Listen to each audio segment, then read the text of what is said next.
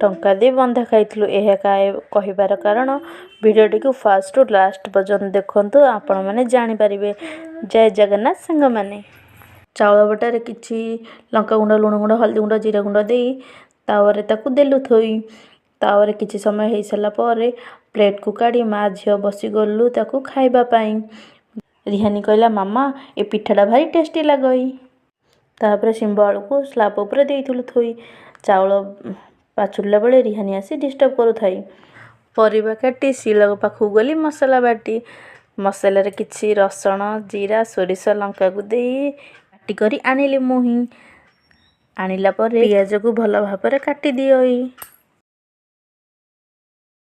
କଡ଼େଇରେ କିଛି ତେଲ, ପିଆଜ, ଲୁଣ, ଲଙ୍କା, ହଳଦୀ ଗୁଣ୍ଡ ଦେଇ କିଛି ସମୟ କଷିଲା ପରେ ପାଣି ଦେଇ ସେଥିରେ ଆଳୁ ପକାଇ ଶିମ୍ବକୁ ଦେଇ କିଛି ସମୟ ପରେ ଟମାଟୋ ଗୋଟେ ପକାଇ ଘୋଡ଼େଇ ଦେଇ ରେଡ଼ି କରିଥିଲି ଶିମ୍ବକୁ ମୁହିଁ। ଜୟ ଜଗନ୍ନାଥ ସାଙ୍ଗମାନେ।